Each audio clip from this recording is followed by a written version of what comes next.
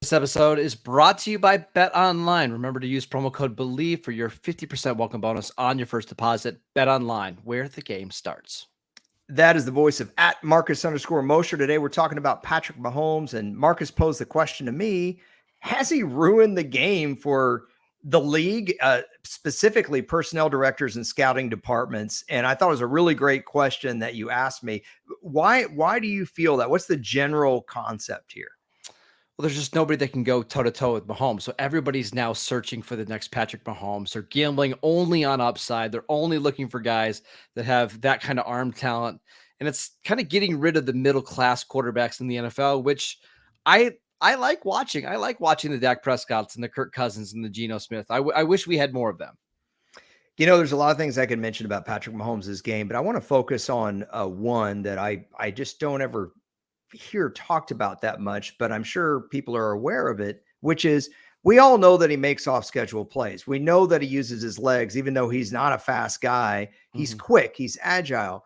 But what amazes me is his ability to kind of calm the inner turmoil when he does, not panic and make a great play. That's the difference, because when you see other quarterbacks get out of the pocket, yeah, they can roll out of a sack. Yeah, they can throw on the run. But then a lot of times they force something. We've talked about Josh Allen doing that. Josh Allen's an easy one to pick on because the Bills are on TV all the time and he's such a great player. But there are other players too that they get out of the pocket.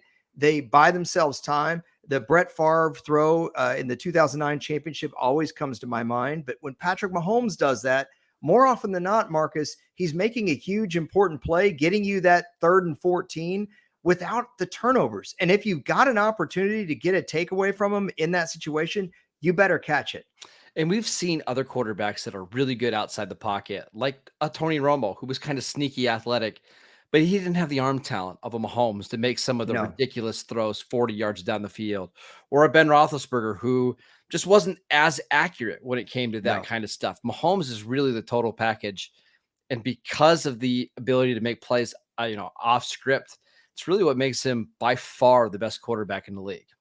Marcus and I talked about Patrick Mahomes' skill set at length in our full-length podcast. But I will say that I did mention that podcast, a quarterback that came into the league in the early 60s who did have this style of play, albeit not as strong as arm.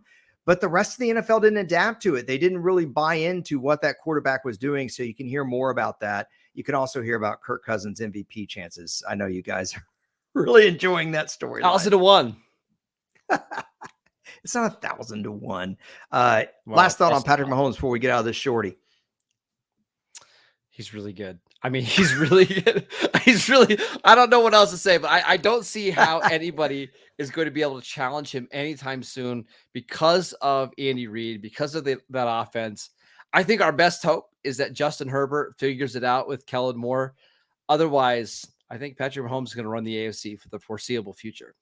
It's sure looking that way. As far as the NFC, you can always cover or listen to Marcus covering the NFC via the NFC East, the Dallas Cowboys Locked On Cowboys podcast, as well as his Dynasty podcast on the Locked On Network. He's at Marcus_Mosher on Twitter. I'm at Harrison NFL on Twitter, and we will talk to you guys later. And thanks to the good folks at Bet Online.